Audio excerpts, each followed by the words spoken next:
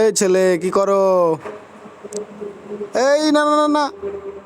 Hello বন্ধুরা, কেমন আছেন সবাই? আশা করি সবাই অনেক অনেক ভালো আছেন। সবাইকে জানাই সালাম, আসসালামু আলাইকুম। আপনাদের মাঝে আবারও একটি নতুন ভিডিও নিয়ে হাজির হলাম। আশা করি ভিডিওটি সম্পূর্ণ দেখবেন। আর আমি কি কাজ করি সেটা হয়তোবা আপনাদেরকে অবশ্যই জানাবো এই ভিডিওটির মাধ্যমে।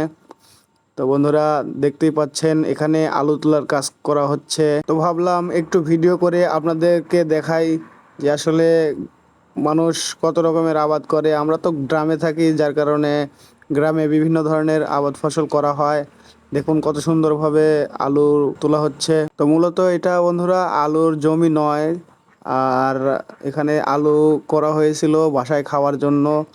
আর যদি একটু বেশি হয় তাহলে বিক্রি করার জন্য। এটা আসলে একটি পেয়ারার বাগান।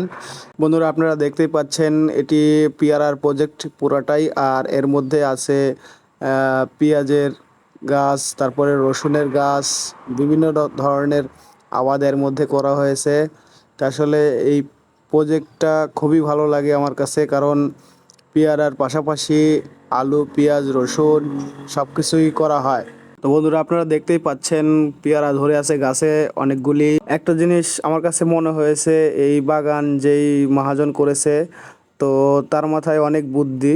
সে খুবই চালাক লোক, যার কারণে তার এই বাগানে খুব বুদ্ধি খাটিয়ে পেয়ারার পাশাপাশি সে আলু, পেঁয়াজ, রসুন, তারপরে আরও অন্যান্য জিনিস সে চাষাবাদ করে। এই জন্যই আমার কাছে মনে হয়েছে সে অনেক বুদ্ধিমান লোক। তো ফাইনালি বন্ধুরা, চলে আসলাম আমি আমার কাজের স্পটে। তো বন্ধুরা, দেখতে পাচ্ছেন এগুলো হচ্ছে পেয়ারার চারা।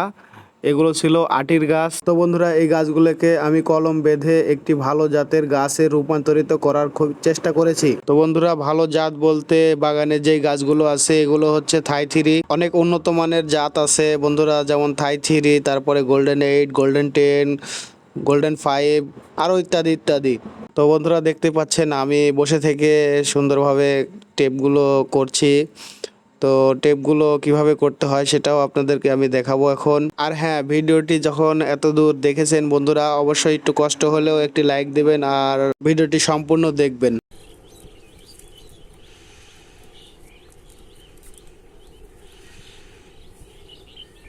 তো বন্ধুরা, দেখতেই পাচ্ছেন আমার পাশে আরেকটি গাছ আছে, সেটি অনেক আগেই ফুটেছিল। আর আরেকটি গাছ আছে, কিন্তু পাশাপাশি অনেক গাছ আছে সেগুলো ফুটে নাই। কিন্তু সেগুলো না ফোটার কারণে আমি আসলে যেগুলো ফুটে নাই ওগুলাই আবার রিপিট করতেছি, অর্থাৎ নতুন করে বেঁধে দিচ্ছি আবার। তো বন্ধুরা দেখুন, এটি হচ্ছে একটি নতুন গাছের কুশি। আর এই কুশিটাকে সুন্দর করে সাইজ করে আমি যেই গাছগুলো ফুটে নাই ওই গাছগুলোকে আবার নতুন করে বেঁধে দেব। তো বন্ধুরা দেখুন, সুন্দরভাবে কুশিটা কেটে নেওয়ার পরে কুশিটির দুই দুই সাইডে দুটি পাতার যেই ডগা ছিল সেই ডগার দুই সাইড দিয়ে কুশি বের হবে। তো বন্ধুরা, সেটা দেখালাম আপনাদেরকে। আর তো বন্ধুরা, যে গাছের সাথে আমি জয়েন্ট দেবো সেই গাছের ছাল হালকাভাবে উঠিয়ে নেব। নেওয়ার পরে আমি একটা পলি দিয়ে সুন্দরভাবে পেঁচিয়ে দেব। দিলেই কলমটা হয়ে যাবে বন্ধুরা।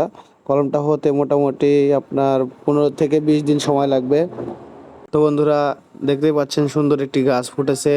তো এর মধ্যে আরেকটি কথা, সেটি হচ্ছে এই গাছগুলো আমি বেঁধেছিলাম প্রায় শীতের দিকে। তো এই গাছগুলো শীতের দিকে বাঁধার কারণে ফুটেছে। আর অনেকগুলো গাছ মানে নষ্ট হয়ে গেছে। নষ্ট হওয়ার কারণ আমি বুঝতে পারি নাই বন্ধুরা। আমার জীবনে এই প্রথম মানে এতগুলো গাছ একবারে নষ্ট হয়েছে, শতকরা 30% হয়েছে। আর আমি যখন অন্য জায়গায় কাজ করতাম তখন শতকরা 95%, 96% গ্যারান্টি দিতাম। দেখতেই পাচ্ছেন বন্ধুরা, এই গাছগুলো কিছুদিন আগে বেঁধেছি, সুন্দরভাবে ফুটে যাচ্ছে গাছ। তো একবারে এতগুলো গাছ নষ্ট হওয়ার কারণ আমি বন্ধুরা অ্যানালাইজ করে দেখলাম যে আসলে এই জমিতে পর্যাপ্ত পরিমাণ সার দেওয়া ছিল। আর সার দেওয়ার কারণে যখনই আমি নতুন কুশি গাছে বেঁধে দিতাম, এই কুশি সারের অ্যাকশনে কুশি নিতে পারতো না, যার কারণে এতগুলো গাছ একবারে নষ্ট হয়ে যেত। তো বন্ধুরা, আমার জন্য দোয়া করবেন নেক্সট টাইম যেন এমনটা আর না